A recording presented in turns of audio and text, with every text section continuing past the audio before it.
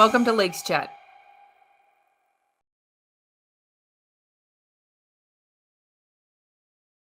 Welcome everyone to today's webinar. I'm Jennifer Caddick with the Alliance for the Great Lakes. We still have people popping into the Zoom room here, but let's get started.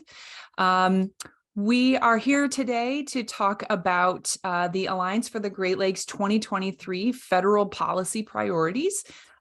We are joined by three fantastic policy experts from the Alliance for the Great Lakes. Today we have with us Joel Bremeier, the Alliance's President and CEO, Crystal Davis, the Alliance's Vice President of Policy and Strategic Engagement, and Don Jodry, the Alliance's Federal Government Relations Director. For today's conversation, which will last about 45 minutes, we're going to have Joel and Don do a really brief overview of those priorities in case you haven't studied them in depth already. And then we're going to spend most of the time answering your questions. Thank you to everyone. We had almost 30 people submit questions in advance, and we'll also be taking questions throughout the webinar. So we will do our best to get to all of the questions that you all have for us. So with that, I will hand it over to Joel Bremeier. Joel? Thanks, Jen, and good day, good morning, good afternoon, everybody, depending on where you are. Of course, we're talking here in the Great Lakes, which cuts across 2 time zones. I'm in Chicago, and I'm really glad to be with all of you virtually. It's not so often that I get to gather with supporters of the Alliance in such a big way, and I really appreciate everybody's attendance today. I wanted to just welcome you all and note a couple things before we get started, and I turn things over to Don. One is I want to thank everybody on this webinar. Particularly those of you who have supported the Alliance, today and in the past. A couple of years ago, 2 years ago in 2021, the Alliance was, for the first time, able to bring on a full-time staff person in Washington, D.C., Don, who you'll hear from today, and really establish a stronger presence for our work at the federal level on the day-to-day. And that is made possible because of our financial supporters, people who have chosen to commit their confidence and trust to us and our work, and the importance of, and recognize that it's important that the Great Lakes are a priority at all levels of government. The second thing I want to do before we get started is just talk a little bit about how we get to these priorities. The Great Lakes are a huge place. They're 1,000 miles from west to east and face a whole variety of issues that can be dramatically different from east to west and north to south. And so the Great Lakes region, though, what binds us all together is the value of our water and how much we rely on that water on a daily basis. And so we work really hard at the Alliance to identify issues that are critical to the Great Lakes, that are critical to the people in the communities that depend on them every day, and to be as inclusive as possible in that. And we think these priorities reflect a lot of what we hear from our supporters and that we see as challenges in our region that are making it harder for us to depend on the Great Lakes. The Great Lakes are a water resource that is globally unparalleled and need to be here for today and for generations to come. And we want to make sure that the work that we do centers that water in communities across the region, and that we have federal priorities that reflect the value that we all place on them. I also want to emphasize that there's a lot of other work the Alliance does that is not federal in nature. It doesn't happen in Washington, D.C., right? And so there are actions that Congress can take, there's actions that the White House can take, and there's a lot of work that needs to be done right here closer to home, and we're a big part of that too. Today we're going to be talking about what we see as the opportunities in Washington for the coming year, as we do every year, and I'm really excited about that. So thanks again for joining, thanks for your support. I'm going to go ahead and turn things over to Don, who's going to walk us through what's going on in Washington, D.C. Joel, thanks very much. And I really appreciate being here with all of you today, this afternoon, also with my colleagues, Crystal Davis and Joel and Jen, everybody at the Alliance. It's a lot of work that we do. And as Joel just mentioned, we have some things that we work on specifically in Washington in terms of advocacy, both from a legislative front as well as with the executive branch agencies. For our federal policy priorities for 2023, we have 5 big ones. You can see them here on the screen. agriculture, I'm thinking mainly the Farm Bill for this year, our continued work in water infrastructure and equity, the Great Lakes Restoration Initiative, which is a regional EPA-funded program, plastics pollution reduction and invasive species. So I know, Jen, you've got some slides. Why don't you throw them up and we'll talk about each of them. So our main thing for 2023 regarding agriculture and trying to get a handle on sort of nutrient inputs into the Great Lakes and trying to reduce the effects of harmful algal blooms is the 2023 Farm Bill. That's the big piece of legislation that we think Congress is going to be able to pass this year. It's going to be interesting now that we've got the Republicans in the House and the Democrats in the Senate, but they do need to pass a farm bill. They do this every 5 years. And we have sort of three big things that we want to have happen in the farm bill. We want to have provisions in there that ensure accountability for the conservation payments that farmers receive that actually achieve improvements in water quality. Normally, the Farm Bill funds a number of conservation programs for farmers. And in the past, it hasn't really focused on the sort of output in terms of how do these practices actually benefit water quality and stormwater runoff. And we want to see these programs incentivized with these sort of improvements and sort of a way of keeping track of the improvements that are made on water quality. We also want to see increased funding for conservation programs. And I want to see if Crystal, if you want to jump in while we're going through these slides, if you want to talk about some of our work in this area. We've recently done some things here. So if you want to join me, go ahead. Sure. Thanks so much, Don. It's a pleasure to be with you guys today. I am based in windy Cleveland, Ohio today, and happy to join. In terms of our agriculture work, I think it's really important to pay homage to our ag director, Tom Zimnicki, and Sarah Walling on our staff, who have worked collaboratively with the Ohio Environmental Council on a new report that just went out, I believe yesterday, related to our ag work in the Western Lake Erie Basin.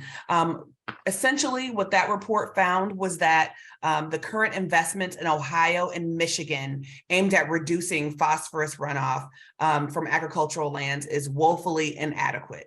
And so we've been able to work with OEC and with the technical support from Limnotech and Delta Institute to kind of look over existing documents and reports, and created our own report that details that if funding and conservation practice adoption continues at the rate that it currently is, we're not going to be able to hit the goals that we've established for ourselves of a 40% phosphorus reduction by 2025. And so all of that to say that not that there are not amazing efforts underway, but that we need to do more. And this also plays into our federal ask for increased funding for USDA and including the provisions to ensure accountability. So thanks. Thanks, Crystal. Yeah, our second big federal policy for 2023 is to really focus in on plastic pollution. You know, at the Alliance for a long time, we've had our Adopt a Beach program that has focused on volunteer-led efforts to collect trash around the Great Lakes, and about 85% of that is plastics pollution. Also, there's research that says we have about 22 million pounds of plastic waste going to the Great Lakes every year. So this is something that we see as a growing problem, and we want to try to focus on federal legislative efforts that would help with this. We sort of have these general areas that we are pushing for in legislation. We want to try to make plastic waste producers responsible for reduction efforts. We want to sort of continue working with the administration on trying to reduce their use of single-use plastics, and there are some rulemaking efforts that are underway, both in the National Park Service and the GSA on that. And then we want to see additional research on the public health effects of plastics. But this is going to be a long-term priority. We don't know if a lot will happen in this Congress, but it's something that we need to keep pushing. We have had a focus on water infrastructure for years, and also water equity. And as you recall, a couple of years ago in the bipartisan infrastructure law, Congress included $45 billion for water infrastructure nationwide. And this was a really great first step to addressing the needs around the Great Lakes in terms of wastewater and drinking water systems that need repairs and upgrades. Also, there was additional money $15 billion included for lead service line replacement. So we are continuing to advocate for additional funding for water infrastructure, in part because there is a need of over $188 billion in the Great Lakes to deal with water infrastructure over the next 20 years. So we're continuing to advocate for increased appropriations in this area. And then, Crystal, I don't know if you want to talk a little bit about our work on water equity. We have areas there as well. Sure. I think it's really important to note when you look at our federal priorities, I believe a couple of years ago, the #1 priority was environmental justice. And it may raise eyebrows that that's not on our list this year. I think it's important to note that we've really taken the time to embed environmental justice into all of our priorities. There is a way to make sure that we're addressing that at every level in our organization and in each of our policy priorities. And so that's why it's not a standalone item this year. In terms of our water infrastructure work, we're really excited to be working in partnership with EPIC, River Network, Policy Link, and a host of organizations across the country to create the SRF Advocates Forum, which is a national table of advocates, SRF administrators, local government entities that are working together collaboratively to share information, ask the probing questions, and moreover, advocate for some of the things that we see on this list.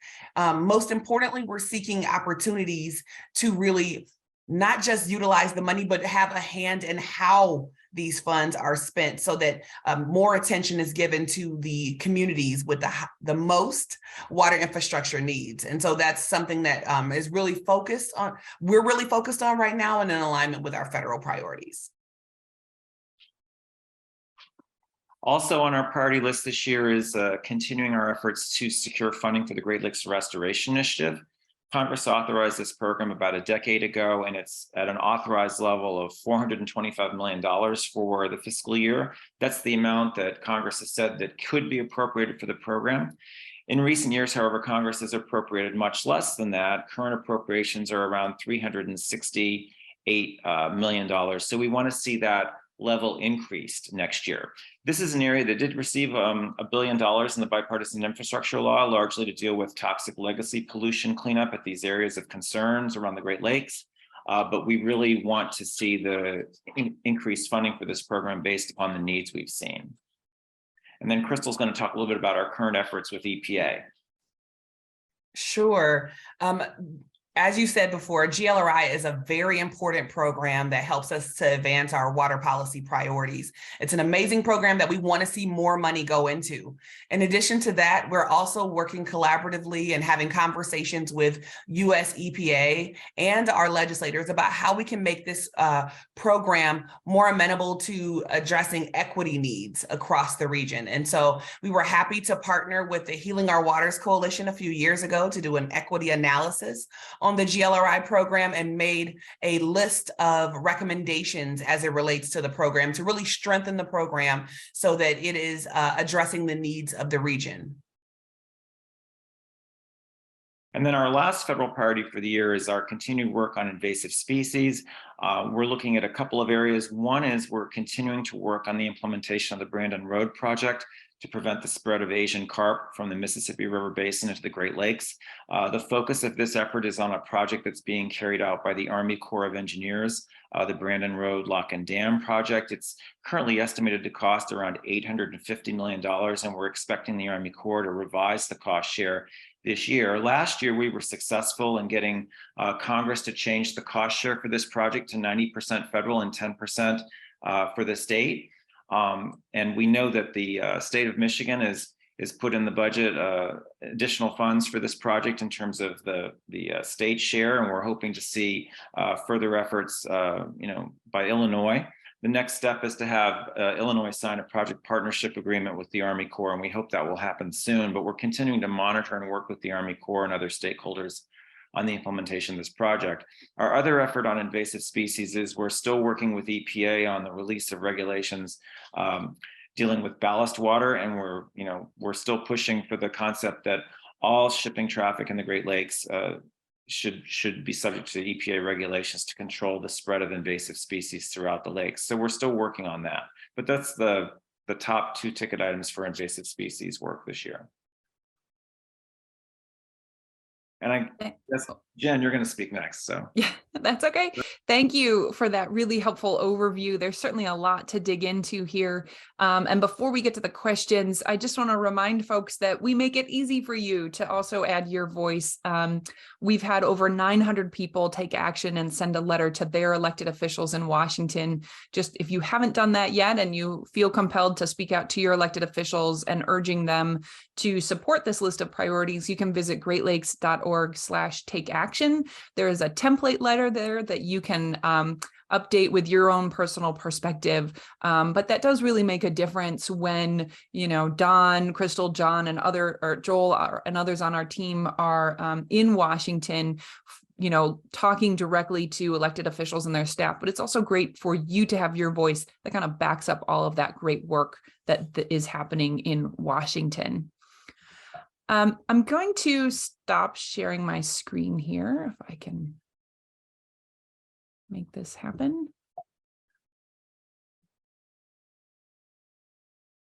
There we go. And now we'll get to the questions. We have a whole bunch of questions that were submitted in advance, but for those of you who are live on the line, definitely share your questions as well, and we'll sort of switch back and forth and try to get to as many of these as possible. Use that Q&A function, and I see a number of people who have already submitted some great questions there, so appreciate that. I think I'll start off, a couple of people submitted questions in advance online, asking about climate change and where that factors into our federal priorities and why it isn't necessarily called out as a specific issue. So Joel, maybe I'll start with you and you can explain our thinking on how climate change fits into this list of priorities. Thanks, Jen. Yeah, climate change is a critical issue for the Great Lakes in a couple of ways. One, of course, is the fact that we need to reduce carbon in the atmosphere and change the way that we produce energy. And we're a water group, so that's not, we support efforts of our allies and don't engage a lot in the energy world. But climate change is having a huge impact on the quality of the Great Lakes right now. And anybody you can see that whether you're looking at a farm field being flooded, whether you're looking at a street in a city or town being flooded, you're seeing the impacts of coastal storms eroding land and damaging property, and more that I can't even get into today. So the principles of becoming a Great Lakes that is resilient, can adapt to climate change is a reality we have to face for the next 100 years. Unfortunately, a lot of those changes and impacts are baked into the Great Lakes. They're already doing harm and they're going to be with us for a while. So, what I want to emphasize is that climate resilience and the need to have all of our policy work rooted in policies that can protect the Great Lakes for the next 100 years that thread runs through everything we do. And I'll give you an example. Don mentioned the Great Lakes Coastal Resiliency Study, which is a really long name and it ends in the word study, which can sound really boring. But the reality is that our coastlines are getting hammered by the impacts of extreme storms, and those extremes and unpredictability in lake levels is only going to get worse. We've got to be figuring out how to do better to build and restore shorelines, especially using natural infrastructure that can actually be resilient to the changing water levels that lots of you, I'm sure, are seeing in the lake that you live closest to. That starts with getting our federal government's attention on what's possible here in the Great Lakes so we can focus on investments and policies that can actually shift how we treat our shorelines. And so projects like the Great Lakes Coastal Resiliency Study are a good example of one of many ways that are needed to actually for our regions to start leading on adapting to the realities of climate change. So I'll stop there, Jen. Happy to answer more specific questions on that if they come up. Yeah, thanks, Joel. I'll stick with you for just a minute, Joel, and Don might want to chime in on this too. We have a couple of questions about invasive carp. And, Don touched briefly on that, but there's a question in the chat and then also one we received online. So I'll kind of combine those. The first question is, what are the prospects of some of the other Great Lakes states stepping in to help Illinois with that effort? But I think the the starting question here is asking about what technological advances have been made over and above the physical barriers, meaning the electronic fences in the rivers that connect the Mississippi River to Lake Michigan at Chicago.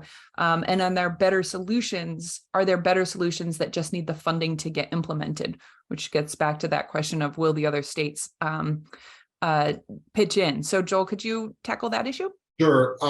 On the technology side, if I understand the question correctly, the idea, what's going to happen at the Brandon Road Lock and Dam and what's being designed right now is a series of technologies. So electricity, sound, bubbles, water movements, all of which combine to make it very difficult for a live organism to get through that lock and into the Great Lakes watershed. And so that's the idea. It's sort of a gauntlet of technologies that's being built. So there is a lot of R&D going into that.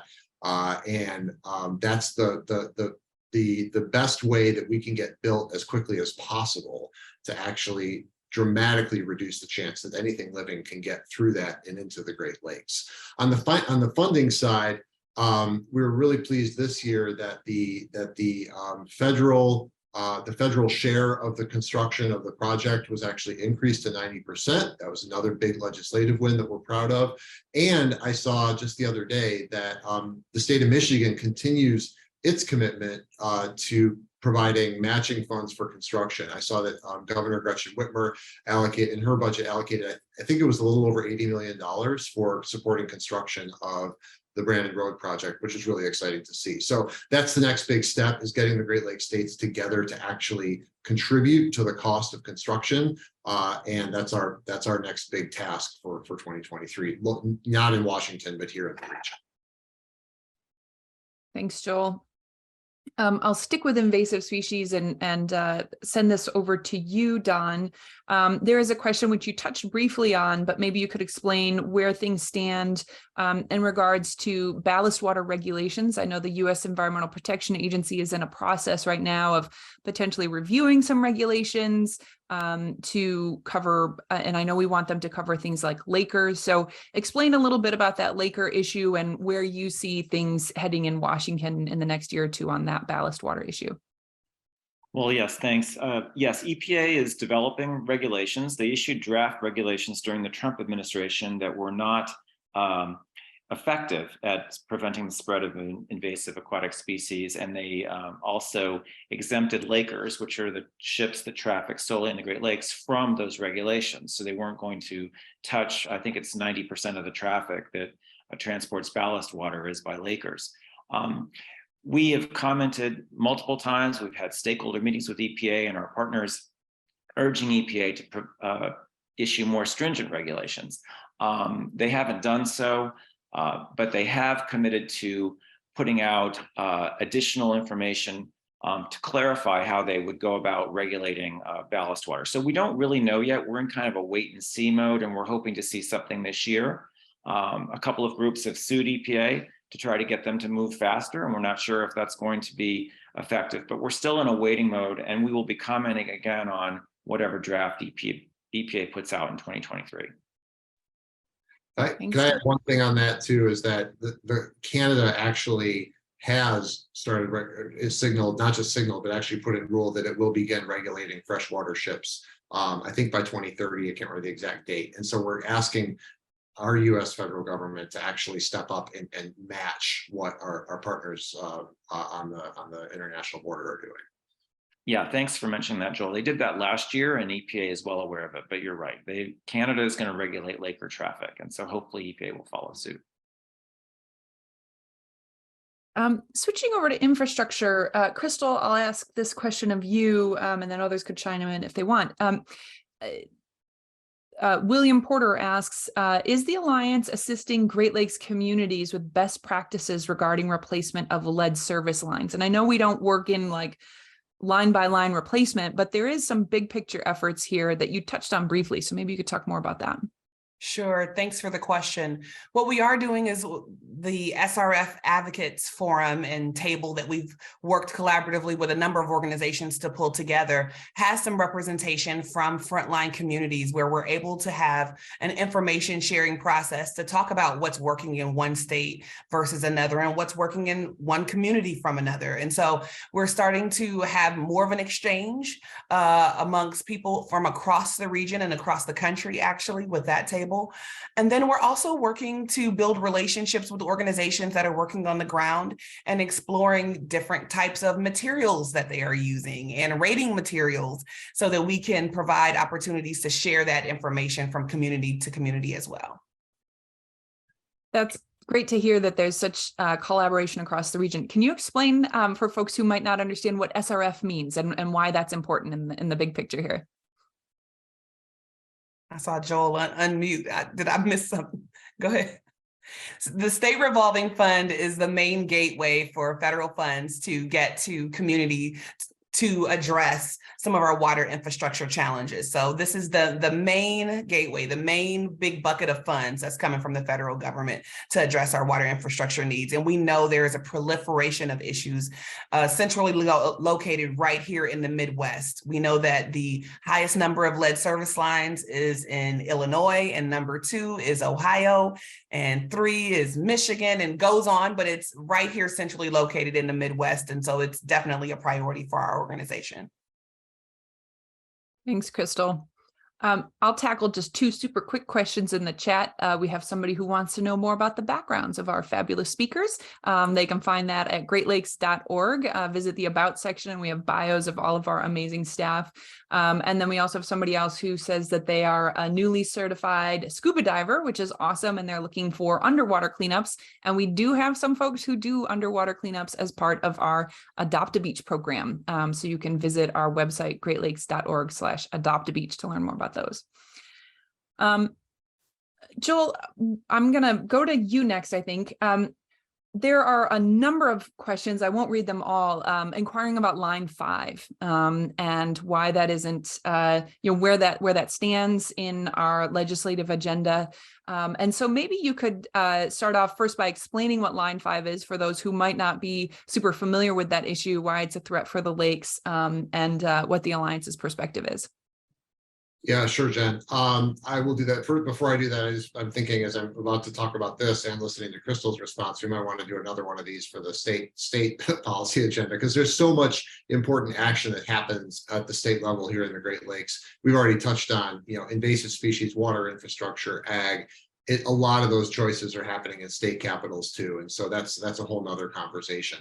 For those of you who aren't familiar with it, Line 5 is a pipeline, a very old 70-year-old pipeline running across the Straits of Mackinac, which is the lake bottom of Lake Huron just north of the Lower Peninsula of Michigan.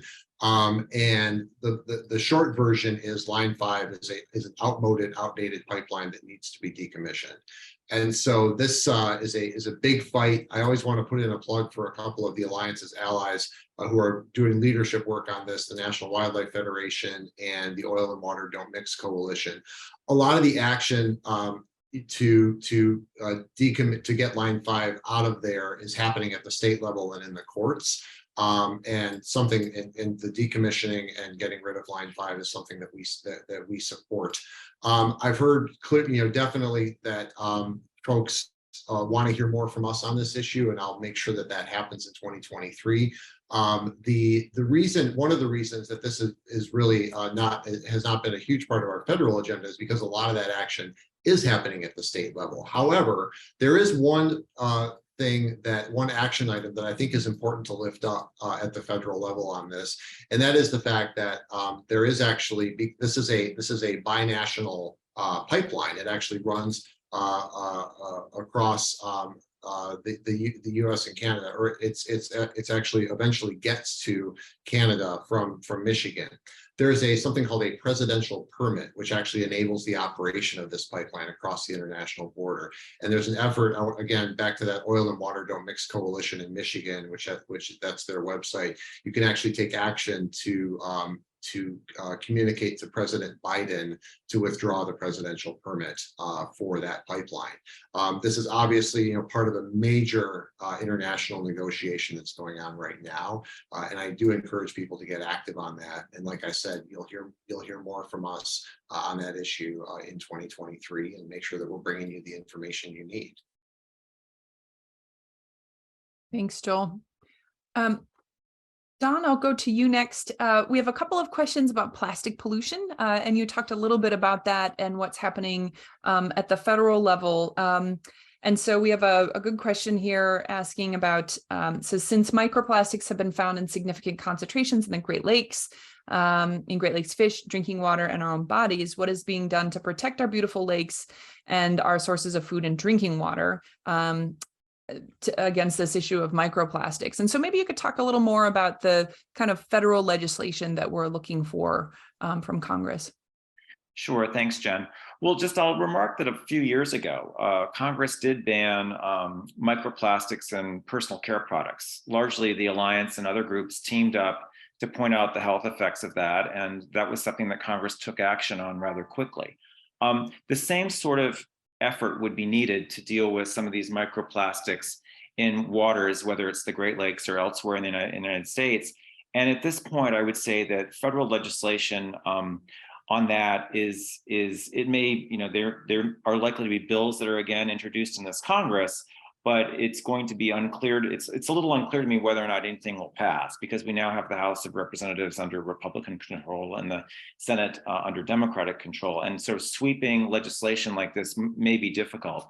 But there are going to be federal legislative bills introduced sometime this year. Senator Durbin from Illinois had a bill in terms of banning plastic pellets, which are these nurdles, which are at the very big, which are used in the production of plastics. And he's likely to reintroduce that bill this year. And if it's introduced and passed, it would ban sort of the introduction of nurdles into sort of our waterways. It would require EPA to take action to make sure that wastewater treatment systems and other places that have nurdles prevent them from passing through into water bodies. But it's going to be difficult, and I think that the issue on plastics pollution reduction is going to revolve around, what can Congress do incrementally over time to deal with plastics. We at the Alliance would like to see producers responsible for plastic waste cleanup, because that's largely where plastics production is coming from. But it's going to be a long haul, and it'll happen through information and education and research. Thanks, Don. Crystal, I'm going to bump over to you to talk a little bit more about agriculture, harmful algal blooms in H2 Ohio. This could be a whole conversation into itself. But I see a couple of questions asking about if our priorities are going to address HABs or harmful algal blooms. So maybe you could start off by explaining the connection between what we're trying to do with agriculture policy and how that will help address this issue of the harmful algal blooms. We'll start there. Sure, thank you. I think the connection between our state advocacy as it relates to HABs and our federal priority is all in accountability. We want to make sure that taxpayers are seeing a return on their investment as it relates to monies being spent on agricultural efforts that should be reducing the pollution in our waterways. And so we want to make sure that they're actually being effective and being held accountable and not being continued to be funded if they're not going to be effective. We know that reaching our 2025 phosphorus reduction goal of a 40% reduction is totally possible, but it's going to require stringent actions beyond what has already been taken. And that's, again, what you will find in our report that was released this week. I know there were some questions about H2 Ohio and where we are with that. Again, another amazing program that we applaud Governor DeWine for. But we know that additional investment is going to be needed. Right now, we're in our state biennial budget cycles. And so the governor has introduced the state budget, and we are looking at $153.4 million for H2 Ohio in each year of the next two fiscal years, which represents a 39% increase for the Ohio Department of Agriculture, a 200% for increase for Ohio EPA, which is definitely needed because it was slightly underfunded during the last budget cycle. And then ODNR, our Department of Natural Resources, is going to see a $10 million increase with the governor's proposed budget. I say that because I say proposed budget because we know we still have to go through the entire budget process. So in terms of next steps for our report, we plan to work with our stakeholders and advocates and allies to meet with legislators and agency officials to educate them on what it's really going to take to move the needle forward. And then we are also working with partners to explore long-term funding cycles and what could really happen if we put our heads together to think about creatively about where we need to go with funding for these issues. Thanks, Crystal. Let's see. Joel, I'm going to go back to you.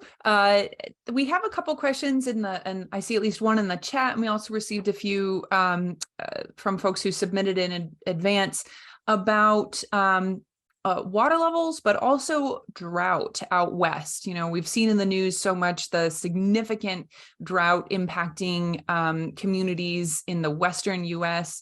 And, you know, there are perpetual concerns that someone might try and tap in over here into the Great Lakes. And so, yeah, what can be done about that? And what's your perspective on that issue?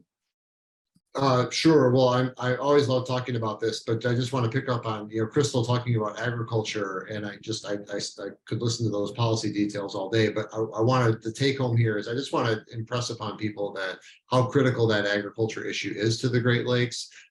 It's a huge source of pollution and really cuts across the whole region. And the reason I'm saying that now is because on this topic, water use is another way that we see agriculture playing a big role here in the Great Lakes. And when we talk about drought, sometimes people might think about out west, they might think about the fact that you may be turning a tap and the water in your home doesn't come on. What we're really talking about is massive water use by agriculture and what the potential impacts of climate change are going to be on those uses. Here in the Great Lakes, it's no secret we've got a massive water supply. Often, unfortunately, lots of people and communities don't think about how much water we have and sometimes take it for granted. I know that nobody on this webinar does that. Our water supply, the quantity of water is pretty well protected here because we have something called the Great Lakes Compact, which is a legal agreement, literally a law between the Great Lakes states and Congress that says that water cannot be diverted outside of the Great Lakes watershed, except in very rare exceptions. And any water that's used in one of those exceptions actually has to be returned to the Great Lakes after it's used.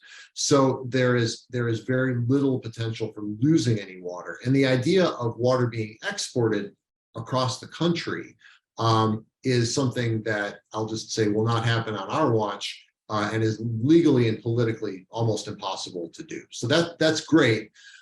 However, we have our own challenges.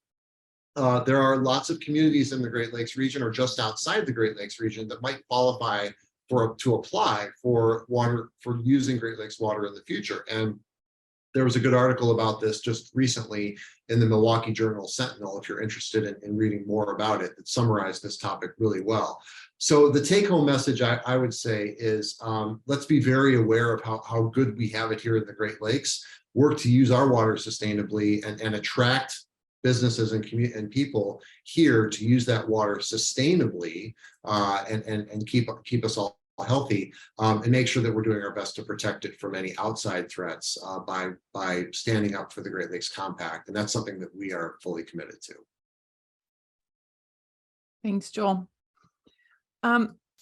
I'm going to go back to the plastic pollution issue. I see in the chat and also in the questions that were submitted online, some specific questions about particular plastic pollutants, right? There's so much stuff that's made out of plastic, and inevitably we find some of that in the Great Lakes. Our Adopt a Beach volunteers are out there collecting data on all these issues. And I just want to dig in a little more on this whole idea of extended producer responsibility, right? And that kind of approach we're trying to take at the federal level, which would get us out of that sort of whack-a-mole of like dealing with each individual type of plastic. And so, Joel or Don, I don't know if you want to talk a little bit more about that concept and what we'd like to see legislatively on that.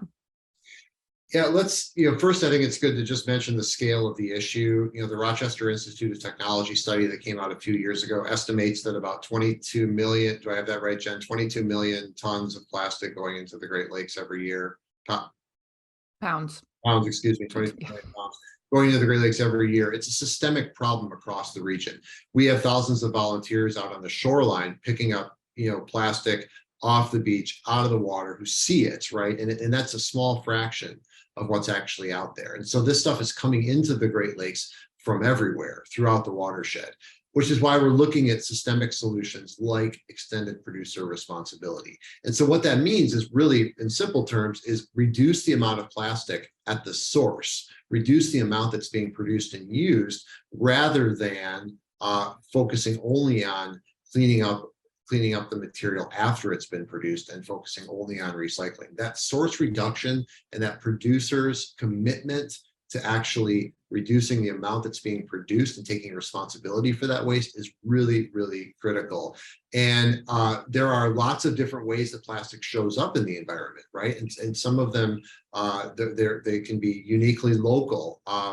But to really get after it, you've got to look at that extended producer responsibility approach. And along the way, there are ways to address some of the bigger sources. Like, for example, we know that styrofoam is almost impossible to recycle, and that's something that some countries have actually gone ahead and banned, because there's really no way that you can keep that material from becoming a waste product out in the environment, right? So there are steps like that, big categories of single-use plastics that you can kind of get out of the system. But in the long run, having rules and funding and innovative approaches that place that responsibility for keeping that plastic out of our water does land on the producer. Thanks, Joel. So we're coming up on the end of our time together. And I always like to, there's so many big issues that frankly, sometimes I find these conversations a little overwhelming, like, how are we going to get all this done? And so I'd like to end on a sort of a positive question and note. I see there's somebody, Michelle Davis, who says Michelle says they're a professor of earth science at Cuyahoga Community College. And Michelle is remarking that their students are engaged, want to speak out, want to get involved. And asking if we have any resources for how the students can get involved in action and conversations. And so I'll ask each one of you if you have a recommendation for these students or others out there who want to get involved. Where should they start? Where can they go? Crystal, maybe I'll start with you. Sure. Especially since they're located in Cleveland, I'll put a plug for our own coalition that we're working with here, the Cleveland Environmental Advocacy Partners. And so over a dozen partners throughout the Cleveland area that are working on environmental issues have come together to create a policy platform on local issues, local environmental issues for the city level and the county level. So if you reach out to us at greatlakes.org, we would be happy to put you in contact with that coalition so that you can be a part of the conversations and learn more about the efforts that are underway in your own backyard. Thanks, Crystal. Don, any suggestions for this professor and her students? That's a great question. I've taught classes of law students, so I'm familiar with the idea of getting younger people involved. And so I think a couple things. Just wherever the young person is located, there are community-based groups that work on environmental issues. And I think getting involved through internships or jobs is a great way to do that. Also, at the national level, we have the Student Conservation Association, which is a great organization that helps direct young folks towards jobs in conservation. But I think the great thing about students is they usually have initiative to research and write and get involved in something. So if they're personally interested in something, I always encourage people to do their research and get involved in a topic and find out who's doing it and just throw themselves in. Most people really appreciate the initiative and the eagerness of somebody who's studying something, and they will find resources in their communities. So I think that's what I would say. Thanks, Don. Joel? Okay, I'll leave it to me to put in a plug for one of the Alliance's own programs. So we've got a program called the Ambassadors, and the idea that we with that program, what we do is we work to train individuals who want to learn more about the Great Lakes issues in more depth, perhaps, than what we can get into on a webinar like this today. And importantly, help give us the opportunity to help them find ways to use their voice to be advocates. So whether that's, speaking in a public forum in their community, or reaching out to their members of Congress, or, lots of different ways that people can actually build that confidence and the knowledge to be able to use their own voice and the voice of their networks in order to spread the word about the Great Lakes. We do that. And so I encourage people to check out our Ambassadors program and see if it's a good fit for you. Attend one of our trainings and help us get the word out across the Great Lakes. Well, thank you everyone for that. Thank you everyone for joining and listening, and for all of these great questions. We got to as many as we could. As always, greatlakes.org is a great resource. We have tons of information about most of these issues on there. So poke around on there and let us know if you have any questions. And I'll also put in a plug for our podcast, Lakes Chat, which comes out every other week and is available on most of the big podcast platforms. So I encourage you to listen in, tune in for more about all of these issues over the coming weeks and months. So Joel, Crystal, and Don, thank you so much for joining us for this conversation today. And I hope everybody has a great day. Thanks, everybody.